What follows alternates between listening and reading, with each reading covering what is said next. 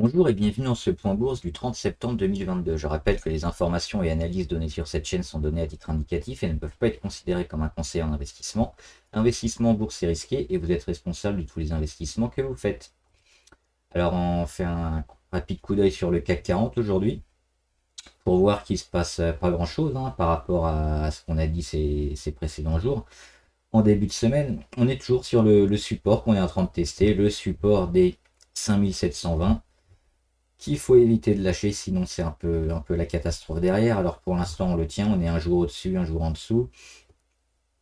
On va espérer surtout maintenant une baisse de la volatilité, avec des chandeliers un peu plus petits.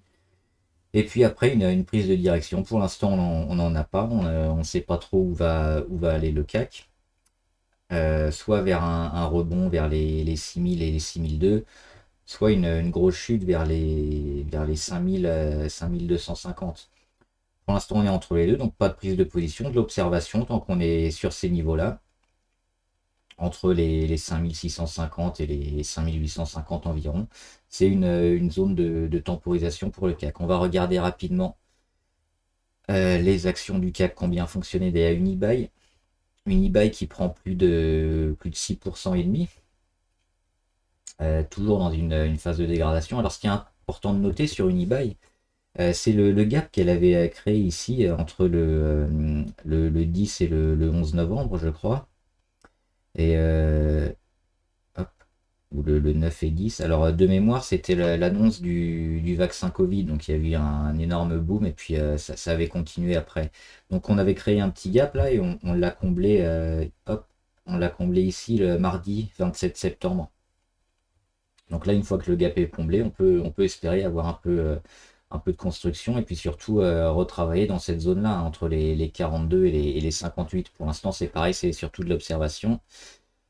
Et au niveau de ce qui n'a pas marché, Orange qui continue sa grosse chute, après avoir cassé ses supports et qui revient ici sur un petit support à 9,23. Donc ça, c'est intéressant. On le voit ici, on avait buté en novembre 2021 et puis Alerte déclenchée. ça avait fini par casser en janvier 2022. Et puis on avait une superbe hausse. Et là, on y revient. Donc peut-être un début de temporisation. Ça fait quelques jours aussi qu'on est sous les 30 niveaux RSI. Alors c'est trop tôt, pareil, pour prendre position. On va attendre. On va juger ce que va faire la valeur sur ces niveaux. Et après, on en saura un peu plus. Alors, pas de signal d'achat ou de vente, comme j'avais dit, je ferai une vidéo sur une ou deux actions avec des signaux d'achat partagés. Pour l'instant, il n'y en a pas. On va faire, j'ai pris quand même quelques positions. Mais avant ça, on va faire les bancaires. Les bancaires qui ont été un peu massacrés dernièrement. On voit une grosse baisse, notamment sur la BNP. La BNP, elle a perdu 14% en combien en 17 jours. Donc en 3 semaines, perdu un gros pourcentage. Et on voit qu'elle arrive aussi sur des niveaux intéressants, des niveaux de support, alors sur les 42,87 pour la BNP. La BNP qui a un PER autour de 5, donc c'est relativement faible. Donc on peut s'attendre à ce que les bancaires reprennent un peu de l'allant ces prochains jours. Alors c'est pareil, c'est des niveaux intéressants qu'il faudra confirmer et sur lequel il faudra rebondir. Pour l'instant, c'est peut-être un peu tôt pour se placer sur les bancaires. On va voir aussi le Crédit Agricole. Le Crédit Agricole qui a un peu plus de marge à la baisse, on les voit ici, il pourrait aller chercher les 8,10 ou les 7,90 environ, ils sont à 8,36, on va dézoomer. On a un petit support ici que Crédit Agricole pourrait aller chercher avant de repartir, mais c'est pareil, on a eu une belle baisse et le PER sur Crédit Agricole il est autour de 6. Donc c'est la même chose, peut-être un peu sous-valorisé dernièrement. À voir ces prochains jours. Et enfin, la Société Générale, pareil, elle a un PER autour de 5, donc énormément sous-valorisé. Et on arrive ici sur des niveaux 19,92. C'est un support un support intermédiaire. Pareil, on est sous les 30 niveaux RSI, donc peut-être s'attendre à un léger sursaut. Alors c'était intéressant aussi de les regarder en hebdomadaire. en hebdomadaire. Alors là, on a la Société Générale, on le voit. C'est des niveaux qui ont été pas mal travaillés aussi ces dernières années, hein. Là, on est en 2019, avant Covid. Sur la BNP, c'est encore mieux. Elle est un peu plus résiliente. Elle semble un peu plus forte dernièrement, la BNP. Donc, c'est peut-être une de celles qu'on va choisir, hein, ces prochains jours, ces prochaines semaines. On le voit, elle mèche ici sur sa moyenne à 200 périodes en hebdomadaire. Donc, elle réagit bien. Ça, c'est intéressant comme graphique. On la voit bien repartir sur des niveaux autour des 41, donc 41, 42. Là, elle est sur les 43, donc il y a des chances que la BNP reparte bien. Et puis Crédit Agricole, hop, ils sont là. Un peu moins fort, hein, on le voit, ils sont sous leur moyenne à 200 périodes, Crédit Agricole, mais ils résistent aussi avec des mèches autour des 8, 8.10, 7,95. Donc c'est peut-être aussi, alors moins la Crédit Agricole, j'aime moins, mais les bancaires, certainement un secteur à jouer ces prochaines semaines durant le mois d'octobre. On va repartir donc sur les prises de position. Alors, les signaux d'achat, pour l'instant, il n'y en a pas encore, mais on va surveiller surtout pas mal d'actions de cette liste, notamment Alphabet. Alphabet, on en avait déjà parlé, puisqu'ils travaillent ici leur zone d'achat qui est défendue, hein, entre 97 et 99 dollars. Ils n'arrêtent pas de casser aussi leur alerte RSI, mais ils retombent après le lendemain. Ils sont ici dans une petite phase de travail sur lequel ils pourraient repartir. Alors le signal, il sera où? Quand on viendra casser ici cette oblique court terme de correction, donc sur les 100 dollars environ, si ça a lieu, ça pourrait être intéressant. Pareil, niveau MACD, on est tombé bien bas et on n'est pas loin d'avoir une inversion de tendance. Donc Alphabet va être très, très importante à surveiller ces prochains jours. BIC, j'ai pris aussi une petite position en suivi de tendance parce qu'ils ont bien explosé, BIC, dernièrement. On le voit, hein, en journalier, ils sont déjà en surachat. Et c'est pareil, on va les regarder en hebdomadaire, BIC. En hebdomadaire, ils sont en train de confirmer leur retournement. Ils sont ici sur les 64 et on dézoome.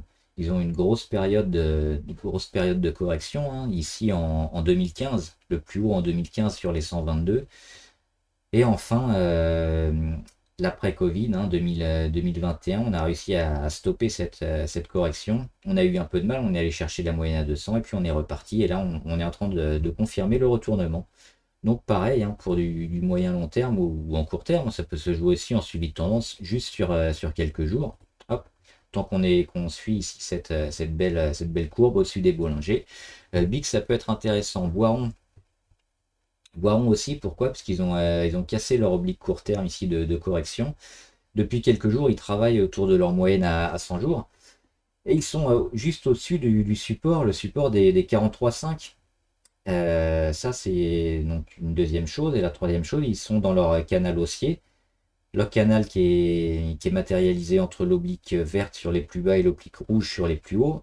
Là, on a une petite zone de surchauffe et là, on revient sur une zone d'achat, une porte d'entrée très intéressante puisqu'on est sur le bas du canal haussier. Pareil, au niveau RSI, au niveau MACD, on est tout proche d'une inversion de tendance. Donc, ce serait peut-être à confirmer pareil lundi, mais ça vaut certainement le coup de se remettre sur Boiron. Alors, Boiron, c'est assez peu liquide, il faut faire attention. NJ. Alors NJ, je les mets aussi dans les signal achat-vente, mais surtout en vente, hein. Pourquoi? Parce que là, elle flirte un peu sur ces niveaux-là, les 11,82, et si elle vient à les lâcher, NJ, moi je prendrais certainement une position à découvert, hein, en short sur NJ pour jouer une baisse entre donc là on est sur les 11,8, on ira certainement taper les 11,5, 11,6 par là. Donc ce sera un premier objectif de short sur NJ. Si lundi elle commence à donner des signes de faiblesse. Minerva, elle est intéressante aussi, Minerva. Pourquoi? Parce qu'elle a déjà fait une belle explosion.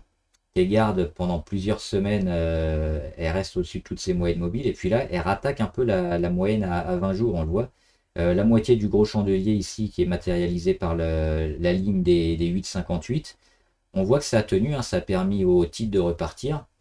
Et là, il rattaque. Les Bollinger sont aussi en train de se rapprocher. Donc, si on va chercher au-dessus des Bollinger ou à l'inverse, en dessous, ça nous donnera une belle indication. Donc, soit pour quitter la position, hein, autour des 8, en dessous des 8, ou alors si on va véritablement chercher les 10 et les 10.2, bonne pioche pour Minerva.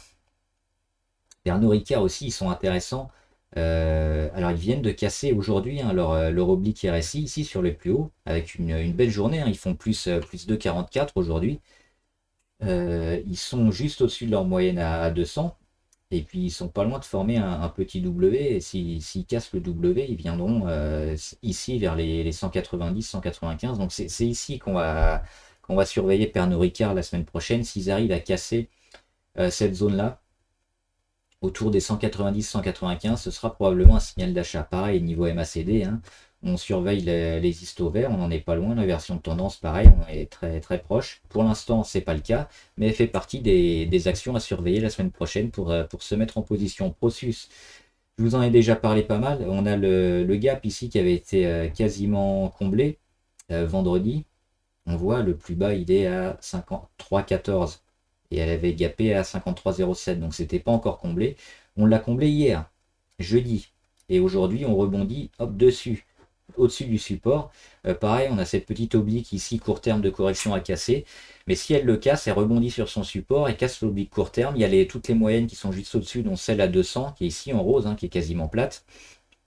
L'inversion de tendance niveau MACD, donc elle coche toutes les cases. Prosus, pareil, on va surveiller la semaine prochaine s'il y a un beau rebond, des signaux intéressants, des volumes intéressants. Si c'est le cas, on se mettra en position. Je ferai un point sur Prosus.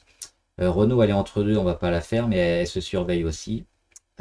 Safran, alors j'ai déjà pris une position hier sur Safran, en long, hein, en position normale. Pourquoi? On voit, il est dans un canal baissier avec ces flèches que j'ai mis hein, pour voir qu'elle va chercher le haut, puis le bas, le haut. Alors des zones qui sont pas tout à fait sur le bas, mais on voit que c'est racheté. Euh, et ainsi de suite. Et puis là, dernièrement, on était sur le haut et on est allé chercher un point plus bas. Et on commençait à remonter. Ce qui est intéressant de noter aussi, c'est que les moyennes, hein, même si elles descendent, elles sont plutôt tendance à être relativement presque plates dans une légère pente douce, si on veut, Safran. Donc c'est intéressant de jouer comme ça les ranges, hein, le bas le bas des ranges et le haut. Donc quand c'est vers le bas, on achète et quand c'est vers le haut, on vend. Là, on est arrivé au plus bas, c'était mercredi dernier. Jeudi, j'ai pris une position hein, sur la confirmation. Et là, on peut probablement jouer pareil le haut pour Safran, hein. Le but, ça va être de retourner vers les 110 ou au moins les 105 peut-être. L'objectif de ces prochaines semaines d'octobre. Tesla. Tesla, c'est comme Renault. Pour l'instant, il ne se passe pas grand-chose, mais on surveille surtout ces niveaux-là hein. Sur Tesla, c'est leur support des 260. Je crois qu'avant le split, c'était 780 de mémoire. C'est un support, c'est une zone vraiment charnière pour le titre. À chaque fois qu'elle l'a touché, quasiment, il se passait quelque chose. Là, on y revient. Si on le casse, ça vaudrait le coup de se mettre en short ou sur Tesla ou de vendre hein, si vous êtes en position, de trouver des produits dérivés pareil pour être contre la valeur parce que ça peut aller certainement jouer les 200 pas loin ou les 220, les 200 comme on est sur les 270 actuellement. La zone à surveiller c'est les 260, il y a pas mal de pourcentages à aller chercher donc attention à Tesla. Et on finit avec Vinci. Vinci, hop, je l'avais déjà joué juste en court terme 24 heures. Mais on revient ici, pour l'instant c'est une zone qui est bien défendue hein, sur Vinci, c'est racheté, il y a quelques mèches. On a la belle zone de convergence des obliques, hein, l'oblique verte ici sur les plus bas depuis plusieurs années, et l'oblique court terme de correction qu'on avait réussi à casser, sur laquelle on revient. Et pour l'instant c'est racheté, c'est défendu, donc pareil, on est sous les 30 niveau RSI, on va attendre que ça déboîte un peu pour nous donner un beau signal. Les volumes sont déjà là. Donc une ou deux journées dans le vert au-dessus. Et on pourrait peut-être se mettre à l'achat aussi. Donc c'est Vinci, on va la surveiller la semaine prochaine pour un signal d'achat. On va faire rapidement les valeurs abonnées. J'avais 2-3 valeurs abonnées à voir.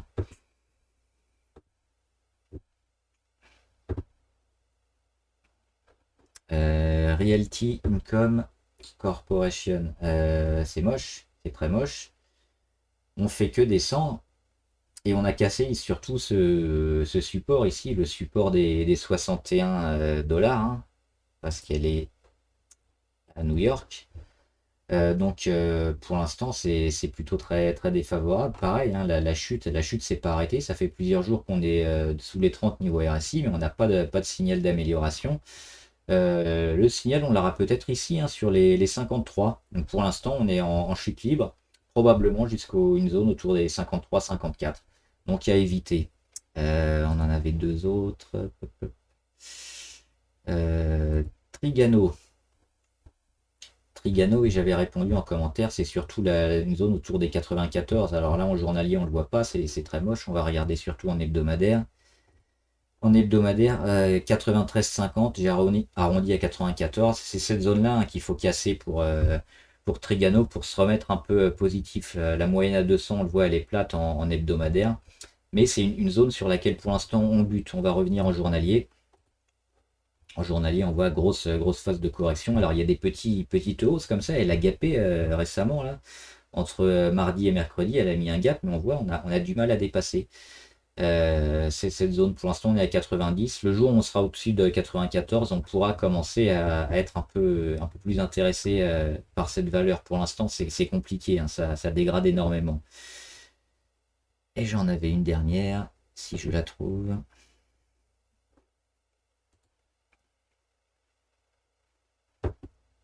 Ah voilà, c'est ça, c'est EQT Corporation, pareil. Elle est en phase de correction. Et alors là, elle temporise un peu, mais elle a des chances de réagir plutôt sur sa moyenne à 200 ici sur les 35, ou alors après sur les 30. Mais pour l'instant, elle nous a fait quoi? Un échec sur les 50 une première fois, une deuxième fois ici et une troisième fois juste après. Ça, c'est très négatif. Donc phase de correction à suivre. Donc depuis le 15 septembre, on est très négatif sur EQT.